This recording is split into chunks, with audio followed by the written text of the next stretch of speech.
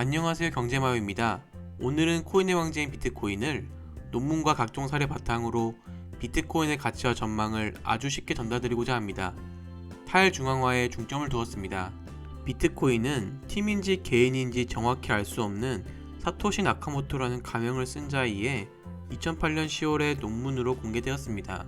현재 비트코인은 가상화폐 시장에서 코인 마켓캡 기준 시가총액이 1100조 가량이 되며 시가총액 2위인 이더리움에 비해서도 거의 2배에 가까운 차이를 보이는 코인 중의 코인, 말 그대로 황제 코인이라고 할 수 있습니다. 기업과의 비교를 통해서도 비트코인의 시총이 얼마나 대단한지 알 수 있습니다. 전 세계 최고의 시총을 자랑하는 애플의 시총은 현재 2856조 원으로서 비트코인의 3배가 안됩니다. 물론 비트코인의 시총이 더 적긴 하지만 2009년 1월 3일 생성된 비트코인이 1976년 4월 1일 생성된 애플을 벌써 이 정도나 따라온 것은 대단한 일이라고 할 수 있습니다.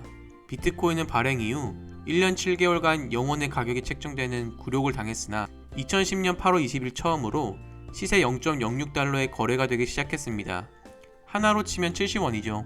최근 가격이 많이 떨어지긴 했지만 비트코인은 현재 업비트 기준으로 6,128만원 선에서 거래되고 있습니다. 그럼 상승률은 어떻게 되는 건가요? 계산 결과 87만 5,414배가 뛰었습니다. 만일 100만원 정도를 투자했다면 현재 8,754억을 갖게 되는 것이죠. 이래서 가치를 제대로 알아보고 투자를 제대로 하는 것이 중요한가 봅니다. 그렇다면 비트코인이 대체 뭘 하는 것이길래 이런 미친 듯한 상승을 보여주는 걸까요? 그리고 우리는 왜 비트코인에 대해서 공부해야 할까요? 여러 가지 이유가 있겠지만 저는 근본적으로 투자 종목에 대한 믿음을 갖기 위해서라고 생각합니다. 비트코인에 투자를 하셨던 분들 혹은 투자를 안 하셨던 분들 혹시 지난 12월 4일에 있었던 코인 대폭락장을 기억하시나요? 저는 차트를 실시간으로 보고 있었는데 정말 무서웠습니다. 빨간색 화살표가 가리키는 장대음봉이 보이시나요? 전날 약 10% 가까이 떨어졌습니다. 여러분은 전날 어떠셨나요? 매도를 진행하셨나요? 제 지인의 지인은 70억을 투자했는데 그날 하루 만에 7억 가까이 손해를 보았다고 하더군요. 그래도 매도를 진행하지 않았다고 합니다. 왜 그분은 비트코인 매도를 진행하지 않았을까요? 비트코인에 대한 믿음이 있었기 때문입니다. 매도를 한 것이 잘못되었다는 것을 말하는 것은 아닙니다. 분할 매도 매수 방법은 물론 중요한 전략입니다. 하지만 코인에 대한 믿음, 그리고 내가 투자한 종목에 대한 믿음이 없다면 이런 하락장을 보일 때 너무 쉽게 흔들려 갑작스러운 매수 매도를 결정하게 됩니다. 결국 그렇게 되면 최종적으로 손해를 보기 때문에 내가 투자한 종목에 대한 믿음이 반드시 필요하게 됩니다. 그리고 그러한 믿음은 투자 종목에 대한 제대로 된 공부를 통해 쌓을 수 있는 것이죠. 또 하나의 예를 들면 최근 제 지인한테 종목 추천을 하나 했었습니다. 에이다 괜찮으니 투자해보라고요. 근데 에이다는 지속적으로 하락이 크게 오는 종목이죠. 차트를 보면은 3달러 이후에 지속적으로 하락하는 차트의 모양을 볼 수 있습니다. 저는 2달러쯤에 많이 떨어졌으니까 앞으로 상승이 있을 것 같아서 추천을 했었는데 계속 떨어지더라고요. 이래서 코인 추천은 함부로 하지 않는 것인가 봅니다. 저도 홀더로서 제 지인을 포함한 홀더분들이라면 가격이 떨어진 것에 대한 위로 말씀을 드립니다. 최근에 그 지인을 만났고 제가 카르다노 그래도 괜찮으니까 계속 갖고 있어봐라, 홀딩 해봐라 이렇게 얘기를 했습니다. 그런데 지인의 대답이 충격적이었죠. 카르다노가 뭔데? 네트워크 이름이 카르다노이고 자산 코인이 에이다이지 않습니까? 근데 제가 추천을 했다고 하지만 이런 기본적인 것조차 모르고 자기 돈을 넣다니요. 만약 시장이 크게 흔들린다면 과연 제 지인은 그 코인을 믿고 홀딩을 지속할 수 있을까요? 애매하게 손절쳐서 손해를 불러오는 행위를 하지 않을까요? 자신이 그토록 힘들게 번 돈을 말입니다. 비트코인은 올해 2분기, 전분기 대비 40% 하락을 했습니다.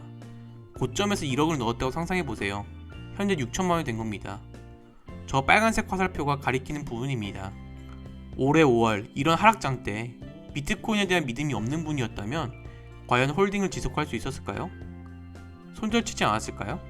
비트코인은 그 이후 신고점을 찍고 현재는 가격 조정을 받고 있으나 어쨌든 홀딩을 했으면 가격은 어느 정도 회복이 되었겠습니다. 이런 이유 때문이라도 우리가 투자하는 종목에 대한 가치, 그 펀더멘털을 제대로 이해하는 것은 필수라고 봅니다. 차트의 기술 분석을 통한 단타 매매를 제외하고는 말이죠. 서론이 길었습니다. 자, 이제 비트코인에 대해 뜯어보겠습니다. 말씀드리기에 앞서 주요 내용과 그 내용이 왜 중요한지를 중심으로 살펴보겠습니다. 논문의 제목은 비트코인, A Peer-to-Peer Electronic Cash System입니다. 개인 간 전자화폐 시스템이라는 제목입니다. 앱스트랙트 수록 내용 중 형광펜 칠한 부분을 같이 살펴보겠습니다. 순수한 개인 간 거래는 중앙화된 기관, 즉 은행과 같은 기관의 중재 없이 온라인 지불이 가능해야 한다고 합니다. 금융기관과 같은 제3자의 존재가 문제가 될 수 있음을 시사하는 부분인데, 그렇다면 중앙화된 기관, 즉 은행과 같은 기관의 존재가 어떤 점에서 한계가 있을까요? 한 가지 예를 들어 보겠습니다. 여기 영희가 있는데 철수에게 1,000만원을 보냈다고 가정해봅시다. 1, 2만원 정도는 그냥 영희 호주머니에 있는 돈을 철수에게 직접 전달할 수도 있습니다만 1,000만원 정도 되고 직접 전달하기 힘든 거리에 있는 경우에는 은행 시스템, 중개자, 즉 제3자를 통해 거래를 진행하게 됩니다.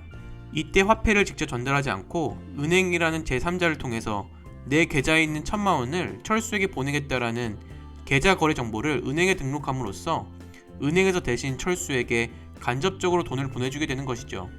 근데 말입니다. 만에 하나 여기 이 제3자의 존재, 중개자인 은행이 해킹을 당하거나 파산을 당하면 어떻게 될까요? 영희의 계좌가 문제가 생겨 철수는 돈을 지급받지 못하는 불상사가 생깁니다. 물론 중앙화된 기관에서의 이런 거래 내역은 철통 보안을 자랑하는 중앙 서버에 기록되어 비교적 매우 안전하지만 중앙 서버에 대한 해킹이 만에 하나라도 이루어지면 당연히 자산 손실은 일어나게 됩니다. 중앙화된 금융기관이 개인에게 미친 영향은 또 있습니다. 미국의 연방준비제도를 예로 들겠습니다. 미 연방준비제도에서는 경기회복 등을 이유로 전세 기축통화인 달러의 금리를 조정할 수 있습니다. 금리는 화폐 이용료를 의미하는데 금리가 낮아질 경우 화폐 이용료가 낮기에 이곳저곳에서 돈을 빌리게 됩니다. 돈을 다들 빌리니까 시장에서 당연히 화폐 유동성이 증가하게 됩니다. 뭐든지 많아지면 그 가치는 하락하게 되는데 이에 따라 화폐의 가치는 하락하고 자산의 가치는 상승하게 됩니다. 인플레이션이 복합적으로 발생하게 되는 것이죠. 전 세계의 중앙은행 금리가 연준의 금리를 일정 부분 따라가기에 연준의 금리 정책으로 인해 개인이 갖고 있는 우리 화폐의 가치가 좌우될 수 있는 문제가 발생하게 됩니다. 내가 피땀 흘려 번 돈이 중앙기관에 의해 그 가치가 좌우된다면 억울하지 않을까요? 인플레이션을 조장한 중앙기관에 의해서 화폐만 보유하고 있는 나는 날이 갈수록 벼락거져 됩니다. 이러면 억울하지 않을까요? 이런 문제들로 인해 제3자나 중앙화된 중개인 또는 권력기관의 개입 없이 개인 간 거래가 이루어지는 시스템을 필요로 하게 되는 것이고, 그걸 가능하게 한 것이 블록체인 기술입니다. 기존에는 중앙에 있는 서버에 모든 거래 내역을 기록하였다면 비트코인의 거래 내역은 수많은 분산화된 장부를 통해 기록하게 됩니다. 하나의 서버만 해킹하게 되는 중앙기관과는 달리 분산화된 장부를 모두 해킹해야 조작이 가능하기에 비트코인이 안전하다고 하는 것이죠. 이때 수많은 거래 내역이 담긴 분산화된 장부를 블록이라고 하며, 이 블록이 거래 내역으로 가득 차게 되면 새로운 블록을 생성하며 이때 블록 간 연결을 위한 장치를 체인이라고 부릅니다. 따라서 이 기술을 블록체인이라고 칭합니다. 블록체인 위에 발행된 화폐를 비트코인이라고 우리는 부르고 있는 것입니다. 그렇다면 은행 같은 중앙화된 기관의 중요성이 아예 없을까요? 그렇진 않습니다. 영희가 만약에 계좌 정보를 유실하였을 경우 중앙화된 기관에 물어봐서 계좌 정보를 다시 찾을 수 있죠. 또는 보이스피싱 같은 문제가 발생했을 때 문제 해결을 위해서 중앙화된 기관은 적극적으로 도와줍니다. 하지만 영희가 탈중앙화 서비스 중 전자지갑을 이용한다고 가정해봅시다. 비밀번호를 입력해야 하는데 까먹으면 우측 사진에서와 같이 처음 계좌 개설할 때 받은 16개의 시드 금문 단어를 입력해서 찾아야 합니다. 만약 이 시드 금문마저 유실되면 자산을 찾게 될 수 없는 것이죠. 좌측 하단의 뉴스는 10년 전 암호화폐 관련 영상 찍어준 대가로 비트코인 7,200개를 받은 사람에 대한 뉴스인데요. 암호화폐 지갑에 넣어두고 비번을 까먹었습니다. 그래서 10번 중 8번의 기회를 날려버렸습니다. 이제 2번만 더 틀리면 영원히 찾을 수 없는 사례입니다. 이런 위험성이 실제로 존재하는 것이죠. 그래서 보통 저런 시드 금문은 인터넷상에서만 아니라 실제 페이퍼 위에 적어서 안전하게 보관해두라고 권하기도 합니다. 또는 이 2차 비밀번호를 다른 이에게 해킹당할 경우 갖고 있는 자산이 다 털리는 문제가 발생하게 됩니다. 은행과 같은 경우는 이런 문제를 적극적으로 해결하려고 도와주는 반면, 가상화폐의 경우는 모든 문제를 자기가 감수해야 하는 위험성이 존재하게 되는 것이죠. 보이스피싱 당해보신 분들은 알 겁니다. 은행이 계좌가 털리고 있으면 바로바로 연락해서 도와준다는 것을요. 또한 비트코인 같은 모든 가상화폐는 다른 상품들과 비교했을 때 아직 나온 지 얼마도 되지 않은 위험자산입니다. 또한 그 가치가 전적으로 신뢰에 의해서 결정되는 것이기에 기존 주식시장보다 훨씬 더 변동성에 취약합니다. 내가 나의 화폐 가치를 지키기 위해 비트코인을 가치 보존의 수단으로 선택했는데 이렇게 단기적으로 그 가치가 40% 가까이 떨어지는 경우가 발생할 수 있는 것이죠. 자, 그럼 어떻게 해야 되나 고민되실 겁니다. 물론 투자의 판단은 모두 개인에게 있는 것입니다. 하지만 저라면 변동성으로 인한 위험성이 있다고 하더라도 비트코인이 보여주는 탈중앙화의 가치에서 비롯된 지난 10년간 보여준 비트코인의 역사와 더불어 자본주의 역사는 인플레이션 역사라는 것을 기억하며 비트코인을 믿고 지속적으로 투자를 이어나가려고 합니다. 또한 비트코인의 발행량은 2100만 개이며 반감기 제도를 도입하고 있는 와중에 세계 인구는 지속적으로 증가하기에 비트코인의 희소성 또한 날로 증가할 것입니다. 이번 영상에서는 최대한 비트코인에 대해서 객관적으로 바라봤습니다. 비트코인은 유독 비관론자, 폭락론자, 상승론자, 낙관론자가 첨예하게 있는 투자 종목입니다. 이 두 가지 관점에서 여러분들은 어떻게 생각하시나요? 저처럼 비트코인의 가치를 믿고 투자를 하실 수도 있고 가치를 믿지 않고 투자를 안 하실 수도 있겠죠. 나중에 결과가 어떨지는 아무도 모르는 일이지만 결국 투자의 책임은 개인에게 있습니다. 다양한 관점과 데이터를 보시고 올바른 판단하셔서 투자 꼭 성투하시기 바라겠습니다. 도움이 되셨다면 구독과 좋아요 부탁드립니다. 이상 경제마였습니다. 감사합니다.